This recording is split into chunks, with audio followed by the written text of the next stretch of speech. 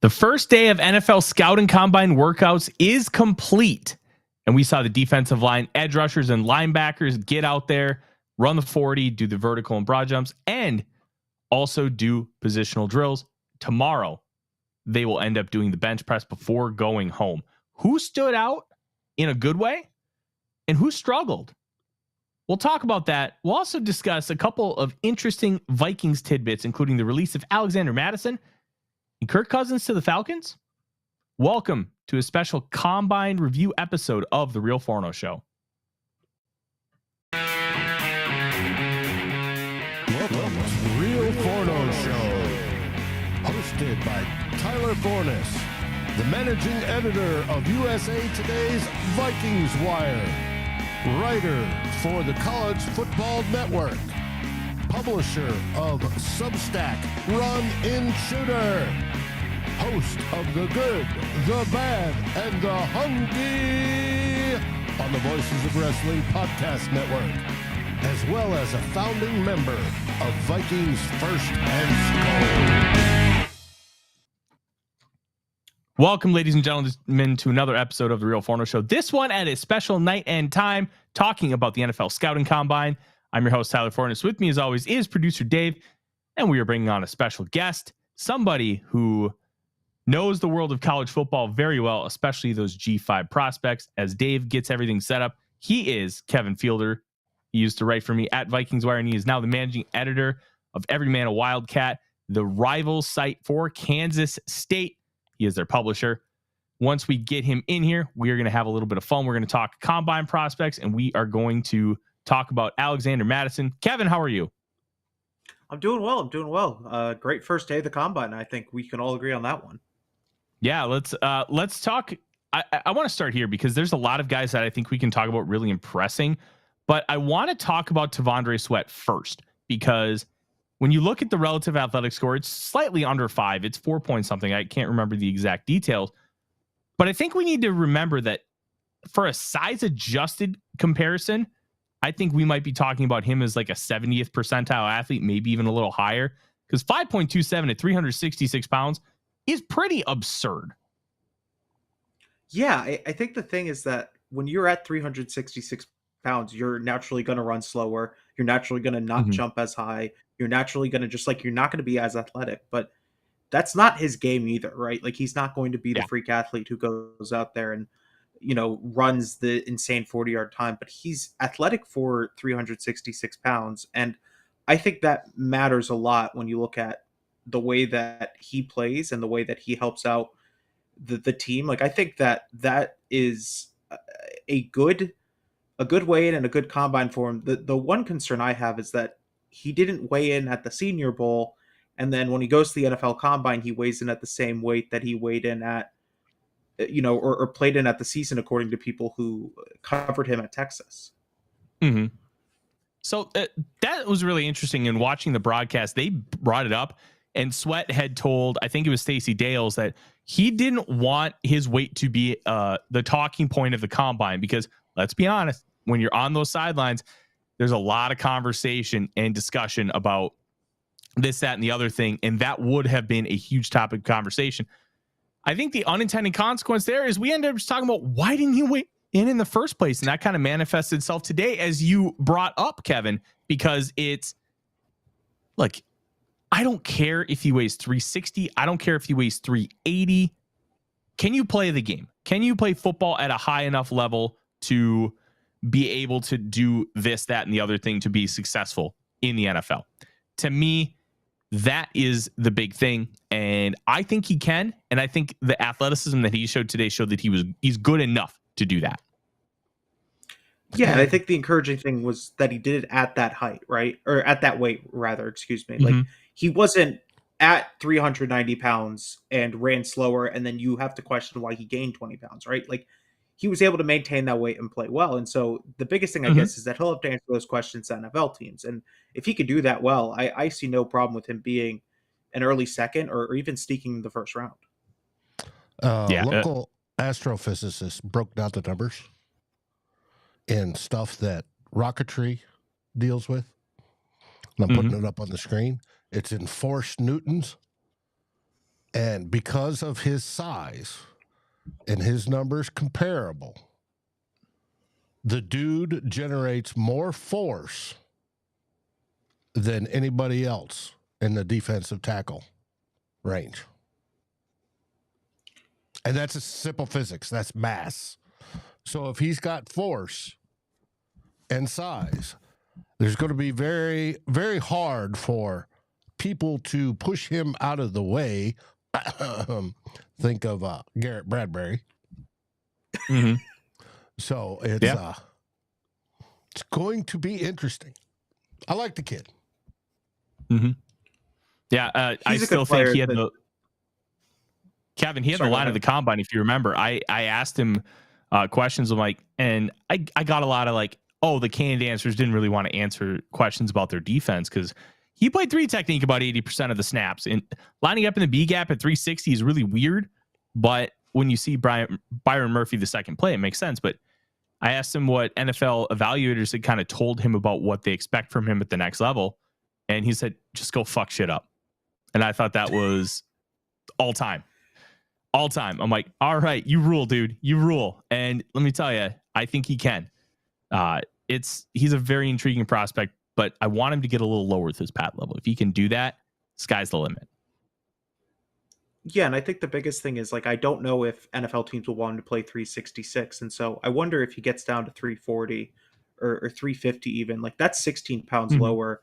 How does that help pad level? How does that help athleticism? Like, I think it's going to be interesting to see because I doubt an NFL team is looking at him at 366 pounds and going, that's what we want him to play at in the NFL because, I'd have to go back and look at the numbers, but I doubt there are many 0 techs or 3 techs if they're going to play him at 3 tech in the next level, which I don't think so. But, I doubt there are many that are upwards of 370.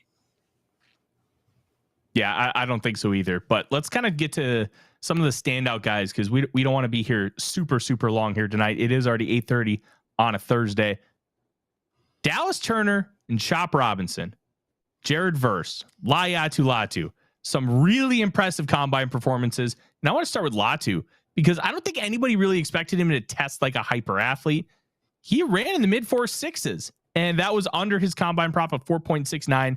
And I was very worried about that number, and I stayed away from it specifically because I'm like, that actually feels like a good number. I don't trust it either way.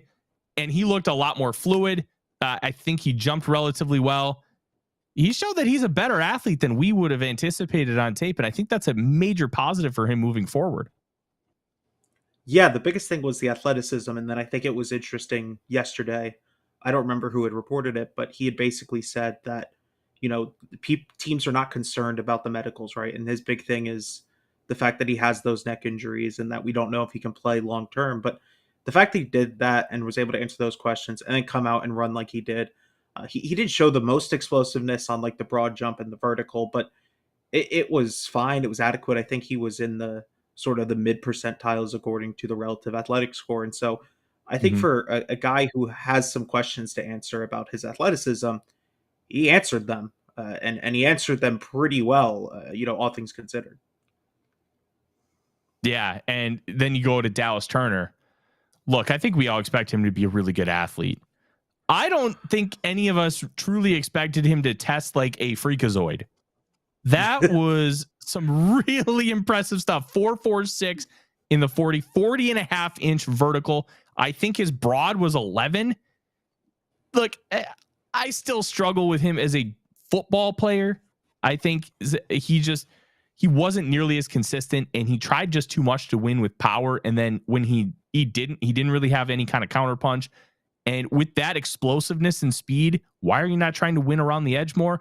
Maybe that's a Nick Saban thing, and that'll manifest itself moving forward, and it won't be an issue. But man, what a performance by Turner today. Yeah, I think this is a guy who you have to basically bet on him developing as a pass rusher, right? But like you look at those physical traits that he showed power at the NFL or at the college level with Alabama. He showed today that he's one of the most athletic edge rushers in this class. We'll touch on him. I guarantee it. But he's probably not as athletic as Chop Robinson, but he's still super athletic. And I think when you look at a guy like that, right, like in the first round, I don't think that's an awful pick because he's at least shown that he can be a day one contributor. And he's not my Mm-hmm. top edge rusher in this year's class, but I mean, I'm taking a guy like that in the first round. I'm betting on that athleticism. I'm betting on that power, and I'm betting on all of that sort of combining into being a consistent NFL player, even if it takes a little bit of time. Does the testing from Chop Robinson, even though we knew he was a freaky athlete and we knew what kind of first step he had, does that change your perception on his future at all? Because sometimes when it comes to testing, you know, okay, this guy's a really good athlete, but then when you see the numbers, it's like, all right, now I have everything confirmed and I can feel a little bit more confident or maybe bump him up a little bit. You're not going to bump a guy up like 4 rounds because he runs in the 4.2s. That's not how the process works. But every data point matters and collectively helps you make that final evaluation. Did Chop change for you at all today? He did a little bit. I think heading into the combine, I had him as a later, like a later first round pick because I have some general concerns about his run defense. I think at least early on. I think what he showed today is that athleticism that he showed on tape is real, right? And this isn't a guy who's got play speed because he plays in college and he's just more athletic than everyone else on that defense. No, he's an athletic freak of nature. And, we talk about guys who, you want to confirm the beliefs, I think is the biggest thing about the combine is you don't want to sit here and go, this guy is fast because he only runs well on a 40-yard dash, but he plays really fast and he ran really fast. That's confirming what we already believed on tape. And that's huge for him. And I think as well as showing the explosiveness, I mean, that's a guy who, like, I think NFL coaches are going to go, yeah, I mean, I can develop the run defense. I can develop the play strength. I can't teach that athleticism. And frankly, you can't. No, you can't. And the last guy from that edge group that I think really needs to be discussed, Jared Verse, 4.5, 940, and jumped well.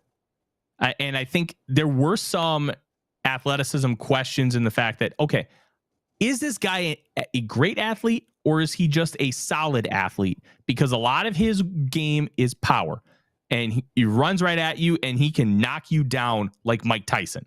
And that's a massive benefit. But where does the athleticism come in? How much of it is just pure strength? How much of it is built in with that athletic profile? And I think he proved that he is maybe not the best athlete in this class, but way more than capable and worthy of that first round pick. Yeah, I think today he showed that he's an athlete and he's not going to be the guy who runs the 4.3 or 4.5 or anything wild, right? But he's going to be the guy who has that quick explosiveness, has the get off, has the power with him, has the size. Like, he checks a lot of the boxes that you want out of an edge rusher.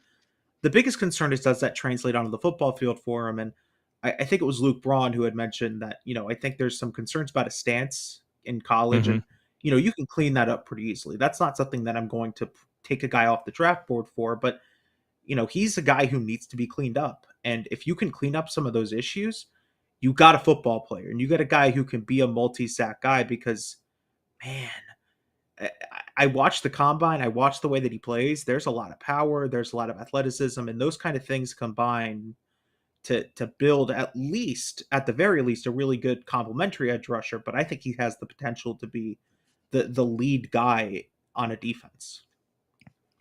Before we kind of move on to the other positions and then obviously the Vikings news of the day, which will finish off the show, I thought it was really, really disappointing to see Austin Booker almost not show up in the 40-yard dash. When you watch him on film, he looks really quick and explosive. And it was almost like he just didn't have it at all today. I'm flabbergasted. I thought he would run 4.5s, maybe sneak into that 4.4 range, but probably finish around 4.55, 4.6. He runs a 4.8 and a 4.81. What happened, do you think? Because what we saw today was not what I thought was on tape.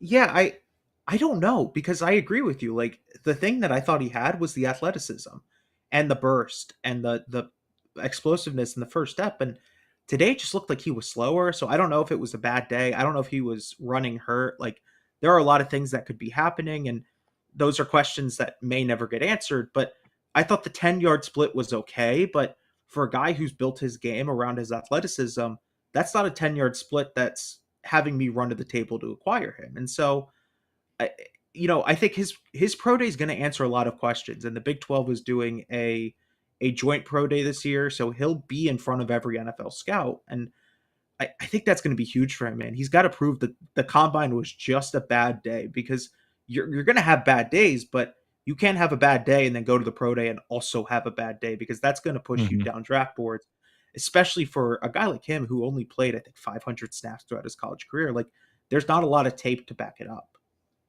No, there isn't. Were there any other edge rushers that really stood out to you today in any way? Because I thought there were some good testers, but who stood out? Jackson Hunt, the Houston Christian guy, the Houston Christian edge rusher. He was at the Senior Bowl, and he was impressive at the Senior Bowl. But man, that's really good athleticism for a guy. And I had sort of joked that, like, he's my Chop Robinson, right? Like, the athletic pass rusher that I'm going to fall in love with. Look, Chop Robinson's a better football player by far than Hunt is, but Hunt's a impressive player, and he's going to, I think, be a late pick. He's not going to be a guy who probably goes on day 1 or day 2, but, you know, a day 3 edge rusher that you look and you're trying to develop, that's a guy who, you know, it may take a redshirt year, it may take some time to sort of improve his pass rush plan and improve his traits, but it's all there to be a good pass rusher. It may just need some tender loving care. Yeah, it's going to be interesting to kind of see how this second, third, fourth tiers of pass rushers, including guys like Hunt, who just test pretty well, to kind of see how that manifests. Let's move on to defensive tackles. And we already talked about Tavondre Sweat to kind of kick off the show, because I thought that was really important to discuss the relativity and the size adjustment of something like the relative athletic score, which is going to be all over the place on Twitter and used by evaluators across the world. So I want to start with Braden Fiske. What a performance from him. And it makes him an even more difficult evaluation, because he tested out, I believe, a 99.7th percentile athlete, 6th overall out of like 1,600 defensive tackles. But he's 24 years old and he's got T-Rex arms. How does his performance today change anything for you?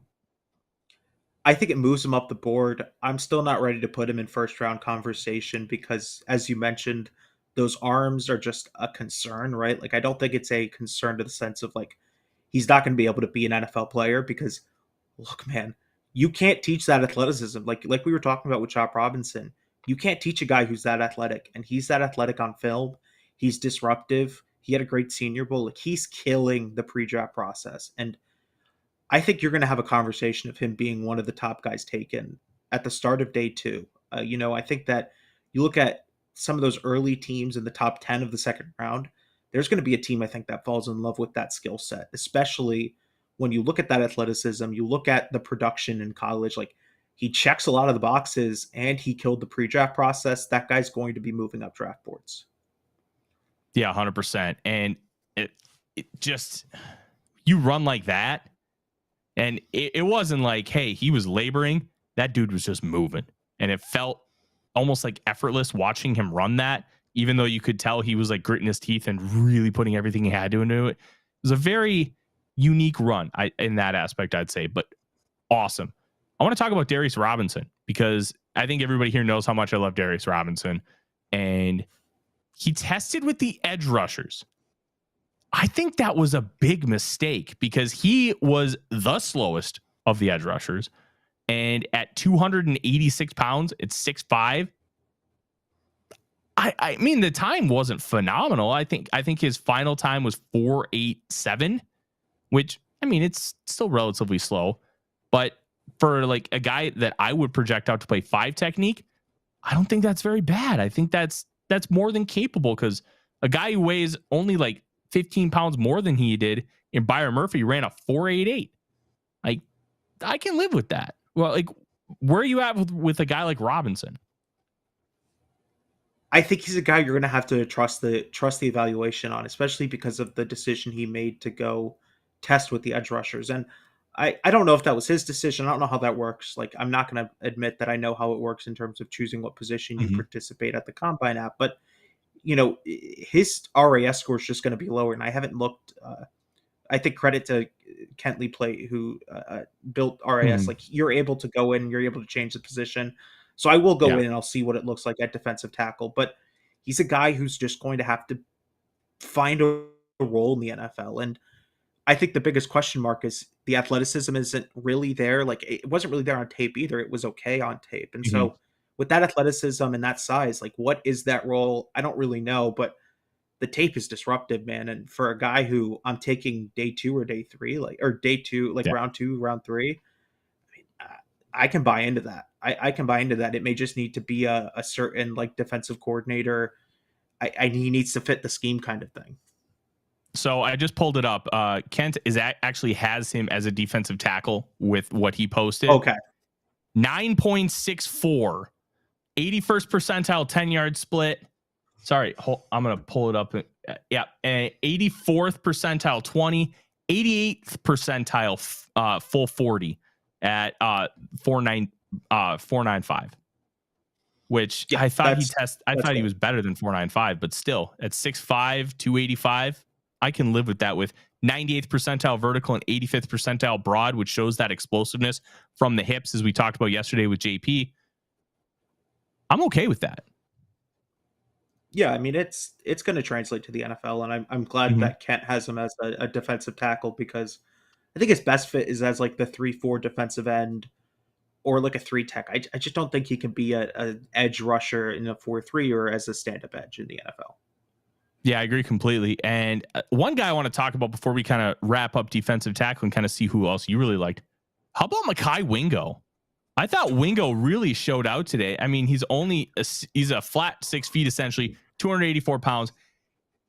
The splits were nuts. 85th percentile vertical, 77th percentile broad, but 96th percentile 10-yard split, 95th percentile 20, 96th percentile full 40 as a 3 technique. I'm a little concerned about the size on an overall level, but you can't argue those testing numbers. No agility drills, though, which I think is a little bit of a red flag.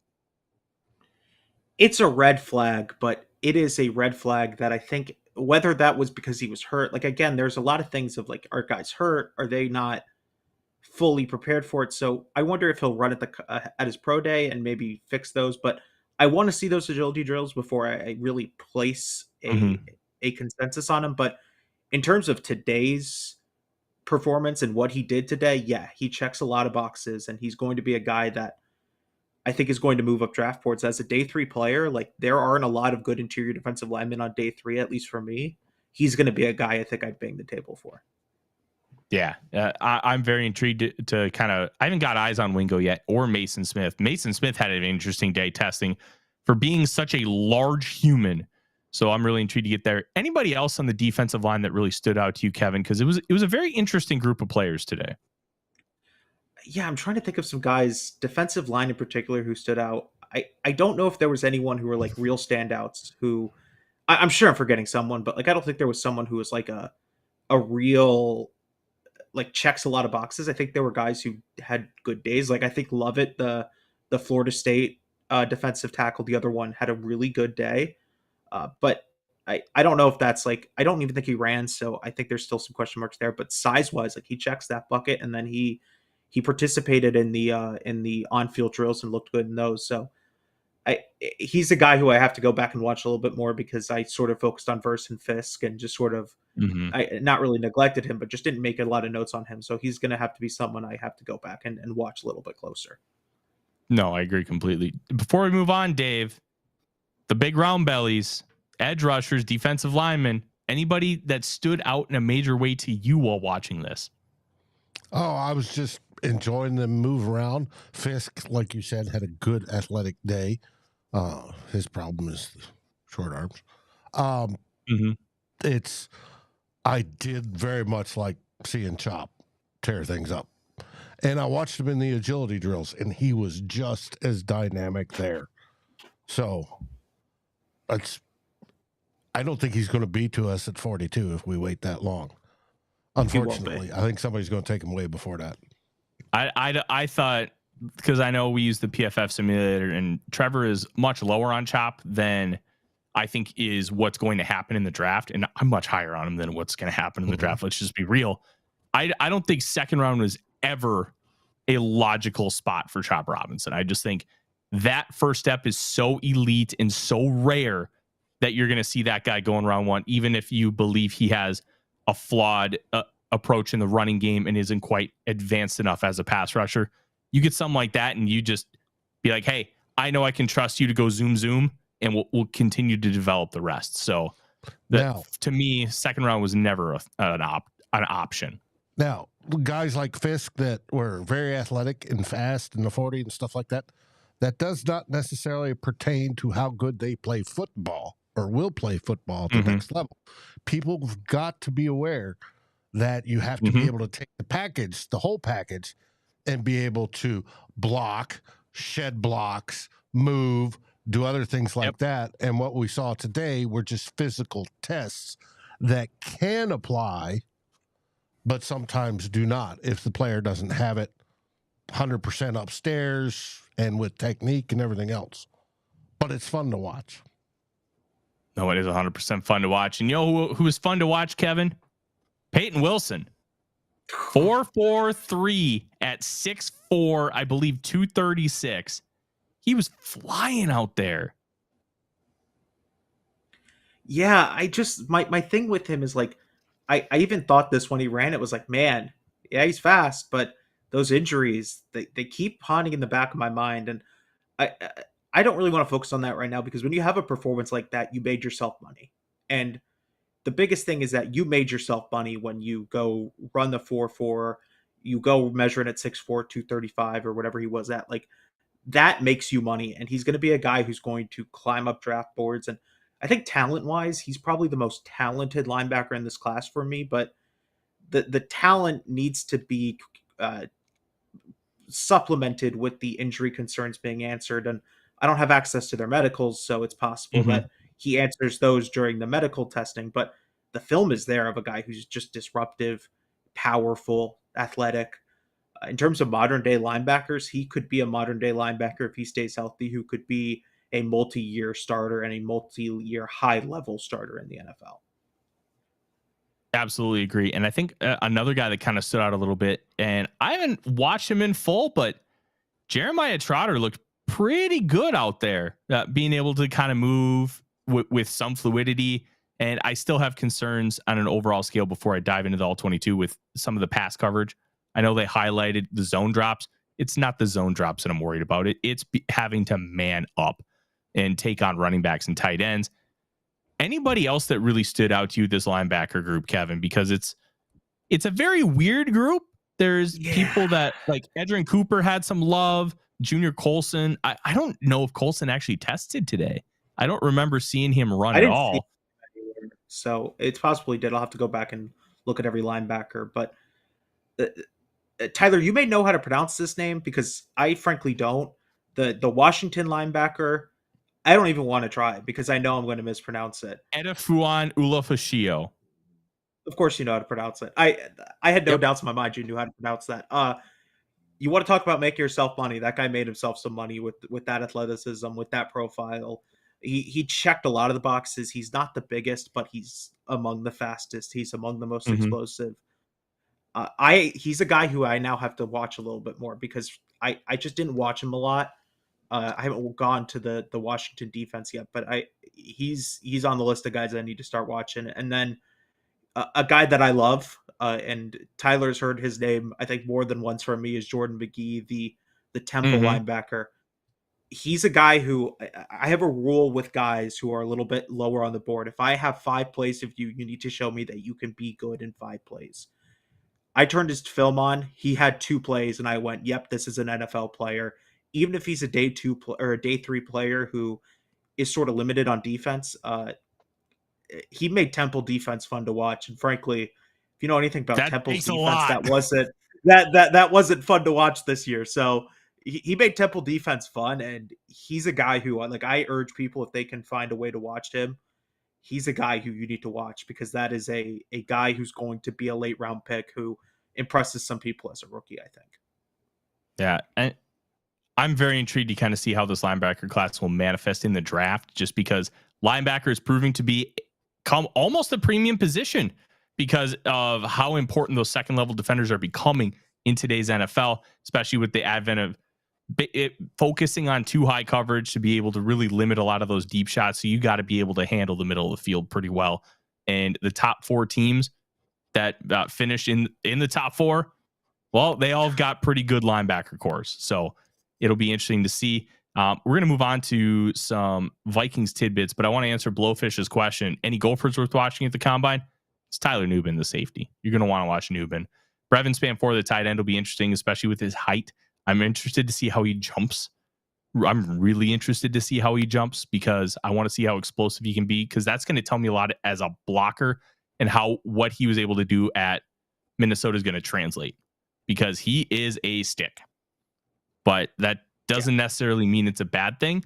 He was a mauler as a blocker at Minnesota, but it's a different beast in the NFL, even though the Big Ten it's really good competition. Yeah, I like Nubin a lot. He's my safety one. Yeah, I think Nubin will end up my safety one too, but that'll come in time. Let's talk about Alexander Mattison, Kevin. It's a very interesting thing right now with Mattison, because it was announced by Adam Schefter earlier tonight that he was going to be released. And initially we thought it was only $600 in cap savings. And my initial thought was, okay, if they're cutting him, then they must have some offset language. So if somebody signs him as like a $2 million deal, they get $2 million in return on the salary cap. Well, then Jason Fitzgerald of Over the Cap said that the Vikings were saving $3.35 million. And I'm like, okay, what's going on here? Because there is never any reporting that this wasn't anything other than a full guarantee. And then all of a sudden, everybody came out. It's not a full guarantee. And Fitzgerald himself even said, oh, I just forgot to update the player page when I found out that all the reporting was wrong. If you found out all the reporting was wrong, then why aren't you just saying it right away? That's what I would do. This whole thing was very weird. But at the end of the day, Mattison wasn't good enough to stay on that contract. Now the Vikings have an even bigger need at the running back position. Yeah. Look, I mean, they tried it with Alexander Mattison. They tried to see if he could develop into a starter. It didn't happen. I give them credit for realizing when it's time to get off the contract and go find a change of, a different running back. He had his moments as a backup, but, the Vikings are looking for a starter. And if you're looking for a starter, Alexander Mattison isn't that. The cap savings makes it certainly a little bit more manageable, because I think for me, if it was a $600,000 savings with $4 million dead cap, I think I'd be in the boat of, the contract was bad in the first place. You should have given it. But I mean, if you end up losing very little in terms of money for dead cap, then I'm not really too concerned about the contract being given last year when they were looking for answers at running back. Yeah, I thought the contract last year was bad, and it's less bad now, but it was still bad. 700 yards, 0 touchdowns. And look, touchdowns are inherently random, but the amount of opportunities he had at the goal line, he can convert none of them. I'd give him some grace if he had like 1, 2, 3. Okay, touchdowns are very random, and it's still hard to do in the NFL. But when you have those opportunities, you have to get one. I wish him all the best. He's a very nice human being. I interviewed him last year at a cornhole event and wrote a feature story on him. But you got to do more than that. Let's move on to Kirk Cousins, because that is what? He's going to go someplace else and run for 1,500 yards and score 8 or 9 no, touchdowns. He won't. Happens every year. He's not good enough. Happens every year. He's not good enough, unfortunately. The juice is just not there anymore. But I will say juice. Real quick, Tyler. Yeah. Real quick, Tyler, I will say watch on some of these top end free agent running backs. I think Minnesota will start spending some money on some of those guys. And I don't know if it's Saquon Barkley per se, but I don't know if it's the draft where they take this starting running back. I think you look at some of these Shanahan teams, I think it's free agency where they get that running back. And whether it's Barkley, Eckler, I know there's some other guys that are going to be solid players. Josh Jacobs. I think that may be Josh Jacobs if he's available. Like, I think that may be where they go take a running back, especially if they don't have that cap hit at quarterback. It's going to be really interesting to watch, and I will pound the table for Saquon Barkley, and I will not feel ashamed. We're going to finish up the show talking about Kirky boy, Kirk Cousins, and all the rumors surrounding where he is going to end up going. It's a very interesting conundrum, and we've attacked this from so many angles. But this is where the combine becomes really important when it comes to talking about free agency. You get rumors. And a radio host, his name is Matt something from down in Atlanta. I think it's Matt Bell. Said that everybody he talked to, all the buzz is Kirk Cousins to Atlanta. And there's some steam that the blanks want this to happen, and they just want the quarterback position fixed. Nothing from Terry Fontenot. That doesn't mean it's not happening. It's just an important caveat to the whole situation. Let's be real. This is all rumors. They could still go get Justin Fields, and that's a decently likely scenario. But Kirk Cousins to Atlanta has felt like a landing spot for some time, especially because Julie, his wife, is from Atlanta. And Kirk would be playing in a dome again, which I believe is important to him. Somebody might have to fact check me on that, but I believe that's something that he does prefer. And they have a ready-made team to potentially compete. I don't know if they're a Super Bowl ready team, but they're at least a playoff ready team. And that's not even including the fact that they play in the NFC South, which is bad. It is a bad division. What do you think about these Kirk Cousins rumors, Kevin? I think you have to watch Atlanta first for any quarterback because, yesterday Raheem Morris basically came out and said that if there was a better quarterback in Atlanta, he wouldn't be standing up there as the head coach of the Atlanta Falcons. And when a player or when a head coach goes up there and says that, he's not thinking about their current head coach, right? Or their current quarterback. He's thinking about the future. And I think the two biggest names are probably Justin Fields and Kirk Cousins. And, Kirk, he has his problems. He's just a sort of a steady ship at this point, and he's a good steady ship. But I think potentially there's going to be the people in Atlanta who want to get the guy who connects with Atlanta. In Fields, who's from Kennesaw, who played high school down there, went to Georgia initially. Like, I can't keep getting past those things as a guy who Atlanta will be looking at for their next head coach. Or quarterback, excuse me. That's a good point on the Raheem Morris front. This is a team that desperately needs a quarterback. And I don't think they're too dissimilar from the Vikings in 2018 when they ended up signing Cousins. It's not a one-to-one scenario, but the need to have a quarterback to really stabilize what's going on and be able to take them in, hopefully, to the next level. Can Kirk do that?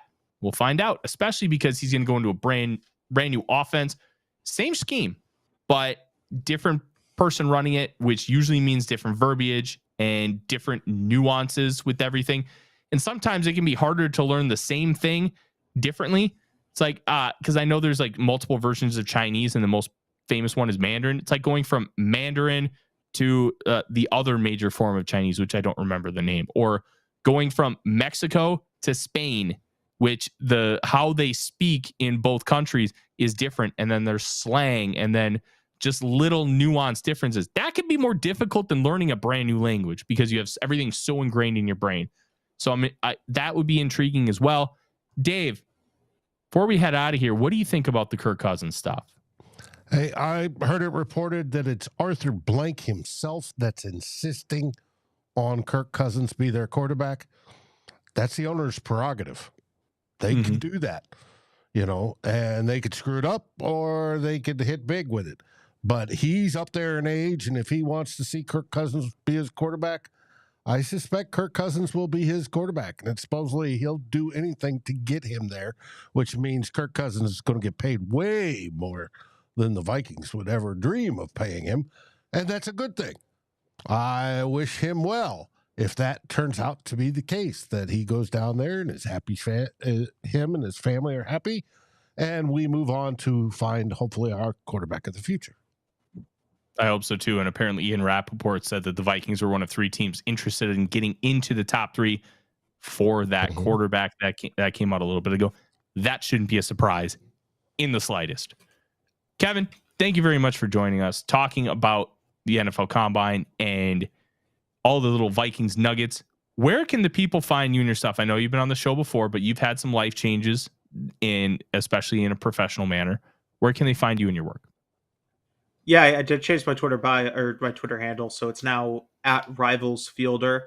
It's the best place to follow me. I don't really use any other social media, so I think that's probably the best place to find all my work and find all of my NFL takes. Perfect. Thank you. Thanks everybody for joining. Dave and I will be back tomorrow to discuss everything that happened with day 2 of the combine, which is going to be defensive backs and tight ends. Defensive backs is going to be a position that you want to keep an eye on for the Minnesota Vikings on a broad level. And don't forget, Saturday is the Big Dog and Pony Show. Quarterback, wide receiver, and running back. We will be there too. And then Dave and Darren will finish up all of our combine coverage on Sunday with 2 old bloggers at 4 p.m. Central Time. You won't want to miss any of it this week. From Kevin and Dave, I'm Tyler. Thank you for joining. SKOL Vikings. SKOL Vikings. Like, subscribe, and ring the bell to get notifications. It helps us grow this community that we all love our Minnesota Vikings. And on behalf of Tyler Forness and myself, Dave Stefano, thank you so dearly for watching The Real Forno Show. SKOL, everyone!